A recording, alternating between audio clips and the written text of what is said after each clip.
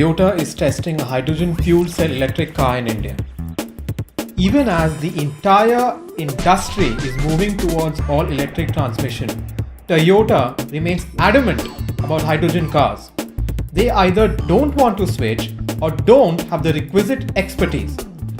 That's what happens when you spend 20 years pushing hybrid technologies because it makes you money instead of researching other alternatives. At any rate, it's clear that Toyota doesn't care about zero emission transport. As long as the Prius and other ICE cars keep making moolah, Toyota will keep selling them. This hydrogen business is just a clever smokescreen to make it look like Toyota cares about the environment.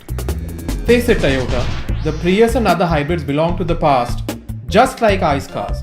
And as for hydrogen, that's never going to happen.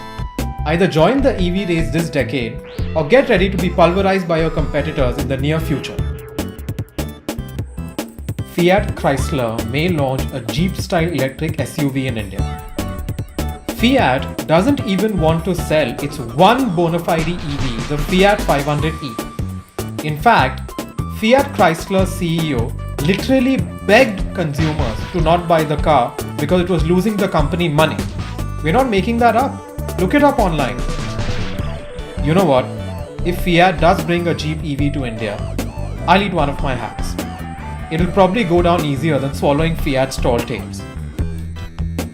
Made in India electric car from Hyundai to take on the Maruti WagonR EV. So, where is the Maruti WagonR EV? Wasn't it supposed to launch in 2020? I guess the coronavirus has given Maruti an excellent reason to show it doesn't care tuppence about electric vehicles.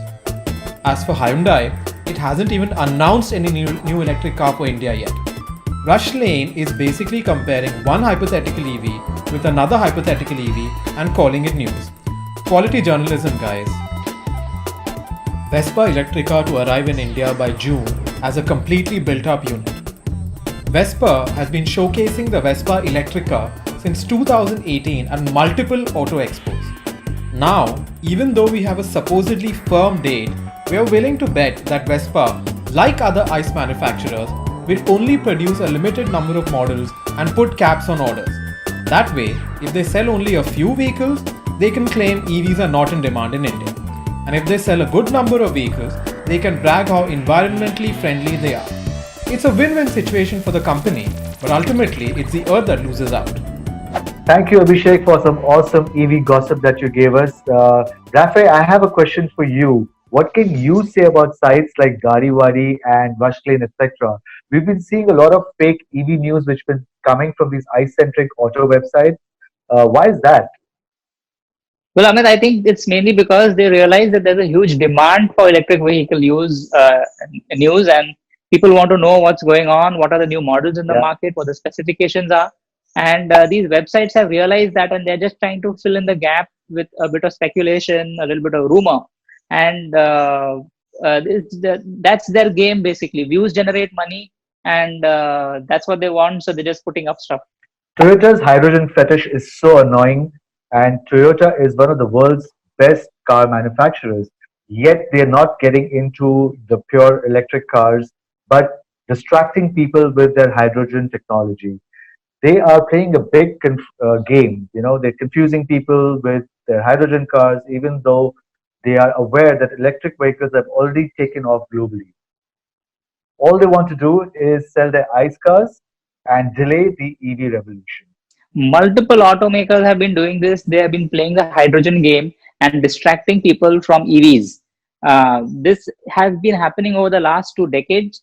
And consider this, Daimler Mercedes-Benz is ending their hydrogen car development because they have found it to be too costly.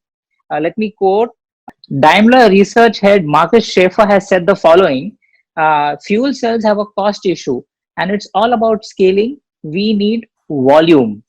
Also, Automotive News reported the following, hydrogen fuel cell cars are at least twice as expensive to build as the equivalent battery powered car in the manufacturing. As a result, sales prices are not reflective of the cost. Guys, it's not just Daimler. In November this year, Honda, a very long time proponent of hydrogen fuel cell cars, has given up on hydrogen fuel cell development. Volkswagen published its position on hydrogen fuel cells last month and produced this graphic. Let's take a look at the graphic. You can see that it clearly shows hydrogen fuel cells are too expensive and less efficient.